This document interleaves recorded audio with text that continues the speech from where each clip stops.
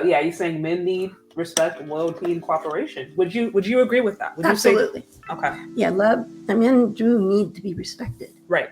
And in the word, when it talks to husband and wives, it tells the husband first, love his wife. Mm-hmm. And in turn, she will respect you. Right.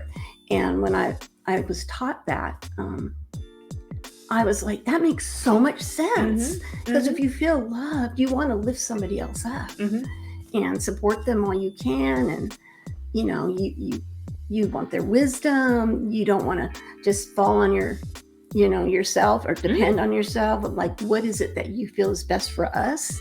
Yeah, absolutely true. Very absolutely. Good. Yeah. Absolutely. Now, would you say submission is important? Oh, yeah, definitely. But submission is important, but not surrender. I think there's a difference. Absolutely. But first you submit to the Lord, right? Then you submit to your husband. Okay. So if you're just doing things because your husband's telling you to do them, but you know you're not doing something right, there's something wrong. I surrender to God and I submit to my husband, but I don't get that reversed because I can find myself in a lot of unhappiness if I get that out of alignment. Did that make sense to you? So you're saying part of being a godly woman, or as part of being a woman who was God-fearing, is submitting to your husband in the context of a marriage. Like you can't be a married woman, say you love God, but then not submit to your husband. Right. And using wisdom.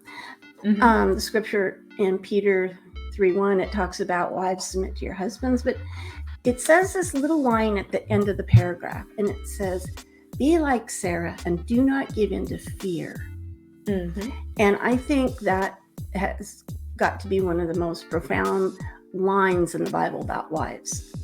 Because when your husband goes into fear or he has anxiety over work or finances or whatever, if you can keep yourself with your faith strong and knowing God is bigger than that problem, when your husband turns to you,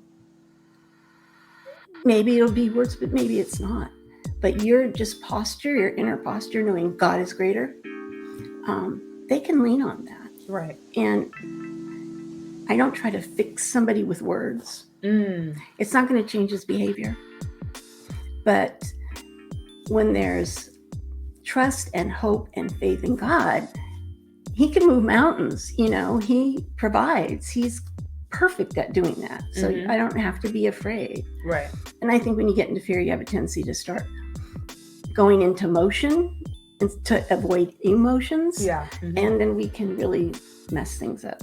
No, I hear you on doing things in fear, and sometimes you don't even really know that you do it. Right. But anytime you're moving and operating in fear, and sometimes your husband can sense that. Yeah. The person who you're closest to, they can sense that. And even if it seems like you're doing something right, but like your motive behind it is off, then it's just the whole thing is off. You lose your peace. The whole thing is off. Where did my peace go? Right. Yeah.